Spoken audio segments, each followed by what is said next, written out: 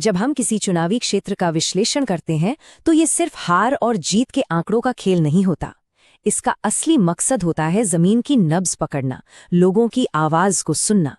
तो संजारी बालोद का ये जो विश्लेषण है, इसका एक ही लक्ष्य है, एक ऐसा डेटा ड्रिवन ब्लूप्रिंट तैयार करना जो यहाँ के शासन और रणनीति को जमीनी हकीकत से जोड़े, ताकि राजनीति का फायदा सीधे लोगों तक पहुंचे। तो चलिए सबसे पहले इस इलाके को थोड़ा महसूस करते हैं। ये है संजारी बालोद, छत्तीसगढ़ के बालोद जिले का एक बहुत ही अहम हिस्सा। देखिए, कोई भी रणनीति बनाने से पहले ना वहाँ की मिट्टी, वहाँ के लोगों की उम्मीदें और वहाँ की हवा का रुख समझना सबसे जरूरी होता है, क्योंकि हर फैसला आखिरकार यहीं से जुड़ता है। अब आते हैं उस सवाल पर जो इस पूरे विश्लेषण के केंद्र में है। भला ये कैसे हो सकता है कि 17,000 से ज्यादा वोटों की एक बड़ी जीत एक गहरी कमजोरी का भी संकेत हो? राजनीति में जो ऊपर से दिखता है, असल कहानी अक्सर उससे कहीं ज्यादा गहरी और पेचीदा होती है। आज हम इसी विरोधाभास को, इसी पहेली को आंकड़ों और जमीनी हकीकत की कसौटी पर कसेंगे।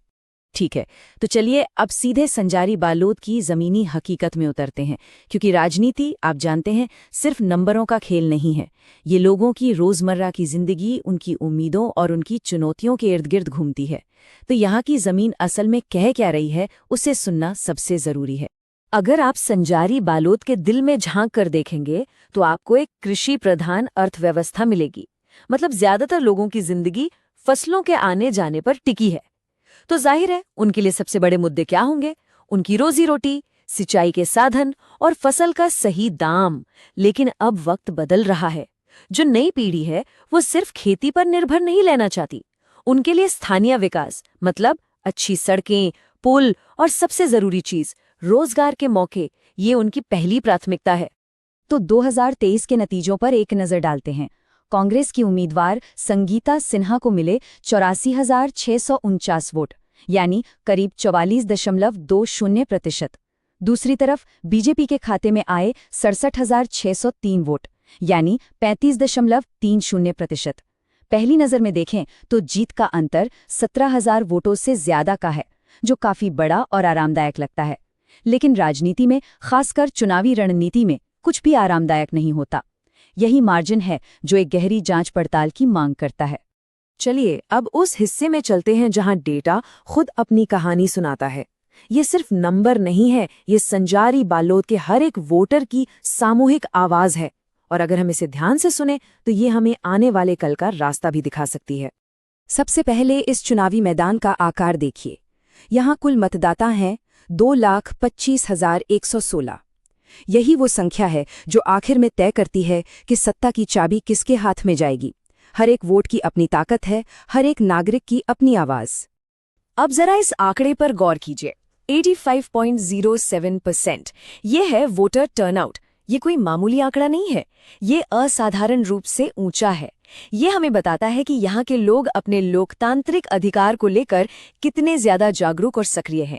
वो चुपचाप घर पर नहीं बैठते, वो बाहर निकलते हैं और अपनी राय देते हैं। ये एक बहुत ही जिम्मेदार समाज की निशानी है। और ये वो नंबर है जो हमारी कहानी के बिल्कुल केंद्र में है, 8.90%।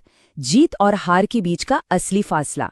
देखिए, ये वो मार्जिन है जो किसी भी अनुभवी रणनीतिकार के कान खड़े कर देगा। ये मार्जिन आरामदायक नहीं है। इसका सीधा सा मतलब है कि अगर 100 में से सिर्फ 5 वोटर भी अपना मन बदल ले तो पूरा नतीजा पलट सकता है। यही वो कमजोरी है, वो वल्नरेबिलिटी है जिसकी हम बात कर रहे थे।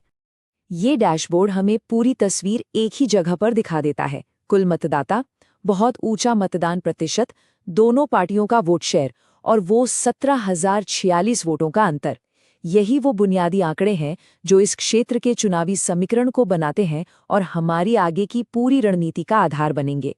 अब यहाँ के सामाजिक समीकरण को समझना बहुत जरूरी है। देखिए, किसी भी जगह की राजनीति को आप वहाँ के समाज से अलग करके नहीं देख सकते। यहाँ का जो पॉलिटिकल सेंटर ऑफ ग्रेविटी है वो ओबीसी समुदाय है, जिसकी आबादी लगभग 52% है। और इसमें भी साहू समुदाय एक बड़ी और निर्णायक भूमिका निभाता है। इस समीकरण को समझे बिना यहाँ कोई भी पार्टी अपनी जीत पक्की नहीं कर सकती। किसी भी जगह के भविष्य का अंदाजा लगाना हो तो एक बार उसके अतीत में झांकना बहुत जरूरी होता है। तो चलिए अब संजारी बालोद के पिछले चुनावों के इतिहास को देखते हैं, ताकि हम यहाँ के राजनीतिक मिजाज को और गहराई से समझ सकें। ये ऐतिहासिक डेटा एक बहुत ही दिलचस्प कहानी बताता है। आप 1998 में देखिए, बीजेपी 45.3% वोट शेयर के साथ आगे थी और कांग्रेस 40.5% पर थी। अब 25 साल आगे आते हैं 2023 में, और पासा पूरी तरह पलट चुका है। कांग्रेस 44.2% पर है और बीजेपी 35.3% पर। ये क्या दिखाता है? ये साफ दिखाता है कि ये सीट किसी भी एक पार्टी की जागीर नहीं रही है। यहाँ के मतदाता हवा के रुख के साथ अपना मन बदलते आए हैं। ये चार्ट उसी कहानी को और भी साफ तरीके से दिखाता है। आप देख सकते हैं कि दशकों से यहाँ की राजनीति बिल्कुल गर्दन से गर्दन की टक्कर वाली रही है। हर चुनाव एक बहुत कड़ी लड़ाई होती है। इसका मतलब साफ है, जीत को कभी भी हल्के में नहीं लिया जा सकता। जमीन पर लगातार काम करते रहना ही यहाँ जीतने का एकमात्र तरीका है। और यहीं पर इस क्षेत्र के ऊंचे मतदान प्रतिशत की अहमियत और भी बढ़ जाती है। भारत का जो संवैधानिक ढांचा है वो ये सुनिश्चित करता है कि हर नागरिक की आवाज सुनी जाए। संजारी बालोद जैसी जगहों पर हर चुनाव सिर्फ वोट डालना नहीं होता, ये एक सामूहिक सम्मान और एक सूचित सार्वजनिक संवाद का मौका बनता है। ये सिर्फ एक अधिकार नहीं बल्कि एक जिम्मेदारी भी है जिसे यहाँ के लोग बहुत अच्छे से निभाते हैं। तो अब तक हमने जमीन को समझा, आंकड़ों को देखा और इतिहास को परखा। अब विश्लेषण के उस चरण में आते हैं जहां हम वर्तमान विधायक की रणनीतिक स्थिति का एक स्वॉट विश्लेषण करेंगे। मतलब उनकी ताकतें क्या हैं, कमजोरियां क्या हैं, उनके लिए अवसर क्या हैं और खतरे कौन से हैं। सबसे पहले बात करते हैं ताकतों की। पहला, सत्ता में होना और जमीन पर काम दिखाना, जैसे कि नया कॉलेज और पुल बनवाना, ये एक बहुत बड़ा प्लस पॉइंट है। दूसरा, संगठन की मौजूदगी मजबूत है। तीसरा, ओबीसी और साहू वोट शेयर के साथ एक स्वाभाविक जुड़ाव है। और शायद सबसे बड़ी ताकत, उम्मीदवार की अपनी गहरी स्थानीय जड़ें और एक पारिवारिक विरासत जो लोगों के बीच एक भरोसा पैदा करती है। लेकिन हर सिक्के का दूसरा पहलू भी होता है। अब उन कमजोरियों पर नजर डालते हैं जिन्हें नजरअंदाज करना खतरनाक हो सकता है। लोगों के बीच एक धारणा है कि जीत के बाद थोड़ी सुस्ती आ गई है और लोगों से जुड़ाव पहले जैसा नहीं रहा। आज के जमाने में सोशल मीडिया पर पकड़ का कमजोर होना भी एक बड़ी कमी है। और आखिर में विपक्ष की तुलना में वित्तीय संसाधनों का कम होना, ये प्रचार अभियान में एक रुकावट बन सकता है। इन पर काम करना बेहद जरूरी है। हर चुनौती अपने साथ नए मौके भी लेकर आती है।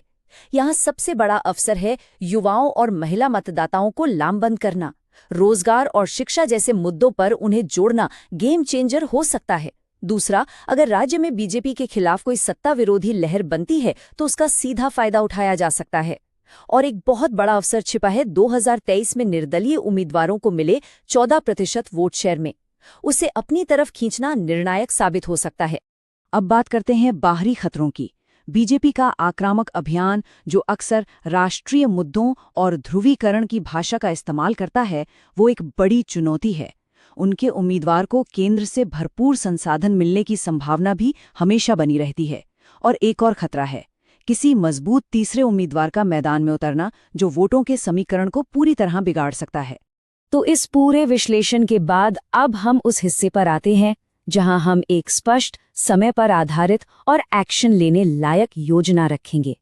क्योंकि देखिए, एक अच्छा विश्लेषण तभी सफल होता है जब वो एक कारगर एक्शन प्लान में बदल सके। अब एनालिसिस को एक्शन में बदलने का वक्त है। कोई भी रणनीति हमेशा जनता की आवाज से शुरू होती है। संजारी बालोद में लोगों की दो मुख्य और गहरी शिकायतें हैं। पहली, सड़कें और इंफ्रास्ट्रक्चर। गड्ढों से भरी सड़कें और कमजोर पुल एक लगातार बना रहने वाला स्थानीय मुद्दा है। और दूसरी, जो शायद सबसे बड़ी चिंता है, नौकरियां और अर्थव्यवस्था। युवाओं के लिए स्थानीय रोजगार के मौकों की भारी कमी है। इन शिकायतों को दूर करना ही सबसे पहली प्राथमिकता होनी चाहिए। तो ये है 90 दिनों की एक ठोस कार्य योजना, जिसे हम 3 चरणीय सीढ़ी कह सकते हैं। पहला चरण D90 से D61 तक, ये है फाउंडेशन का। इसमें वोटर डेटा को अपडेट करना, छोटे छोटे सर्वे के जरिए हर गांव की चिंताओं को समझना और बूथ के कार्यकर्ताओं को ट्रेनिंग देना शामिल है। दूसरा चरण D60 से D31 तक, ये है मोबिलाइजेशन का। अब जमीन पर उतरने का समय है। घर घर जाकर प्रचार शुरू करें, गांव में जनता दरबार लगाकर सीधे लोगों की शिकायतें सुने और उनका समाधान करें। और आखिरी चरण D30 से लेकर चुनाव के दिन तक ये है एक्सेलरेशन का। अब अभियान को टॉप गियर में डालना है। बड़ी बड़ी सभाओं से अपनी मौजूदगी बढ़ाएं, बड़े नेताओं के दौरों का लाभ उठाएं और सबसे जरूरी चुनाव के दिन बूथ मैनेजमेंट को एकदम सख्त रखें। चुनाव जीतना एक पड़ाव है, ये मंजिल नहीं है। असली काम तो इसके बाद शुरू होता है। तो अब हम चुनाव से आगे बढ़कर निरंतर शासन और जनता के साथ एक स्थायी विश्वास बनाने के सिद्धांतों पर बात करेंगे। आज का दौर एक तरह का सूचना का युद्ध क्षेत्र है। यहाँ अफवाहें और गलत सूचनाएं बहुत तेजी से फैलती हैं। ऐसे माहौल में एक समर्पित फैक्ट चेकिंग यूनिट का होना बहुत जरूरी है, अनिवार्य है। इसका काम सिर्फ गलत जानकारी का खंडन करना नहीं, बल्कि तेजी से प्रतिक्रिया देकर सच को लोगों के सामने रखना है, ताकि सार्वजनिक बातचीत की पवित्रता बनी रहे।